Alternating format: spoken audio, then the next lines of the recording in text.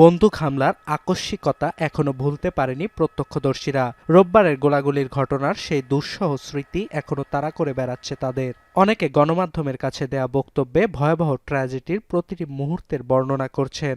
Firecrackers, or if it's a cap gun and it's just someone for the festival, I'd rather be wrong and yell at people and get in trouble. Kids everywhere, kids screaming, people screaming, and yeah, just everyone everywhere, just yeah, it was horrible. এদিকে Bondi হামলার সঙ্গে জড়িত দুই বন্দুকধারীর বিষয়ে তথ্য দিয়েছে new south Wales police.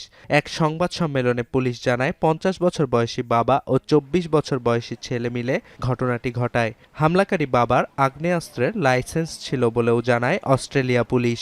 As a result of that declaration, we commenced Operation ARCUS, ARQUES, which is a joint counter-terrorism operation. We are satisfied that there were two offenders involved in yesterday's incident. One is deceased. The second is in critical but stable condition in hospital at the moment. অন্যদিকে Australia থেকে সম্পূর্ণরূপে ইহুদি বিদ্বেষ দূর করার প্রত্যয় ব্যক্ত করেছেন দেশটির প্রধানমন্ত্রী অ্যান্থনি অ্যালবানিজ। এজন্য অস্ট্রেলিয়াবাসীর সমর্থনও প্রত্যাশা করেন তিনি। Today all Australians wrap our arms around them and say we stand with you. We will do whatever is necessary to stamp out anti-Semitism.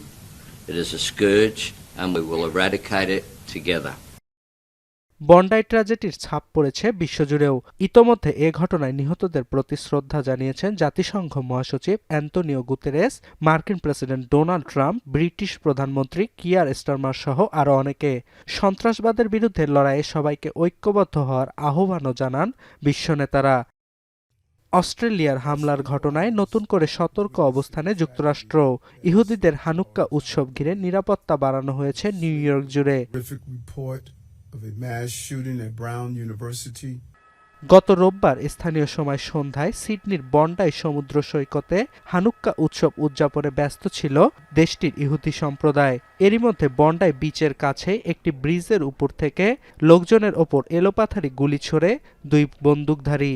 মুহূর্তেই আনন্দের উৎসব রূপ নেয় বিষাদের কালো ছায়ায়। অর্ণব প্রসাদ, এখন বিশ্ব।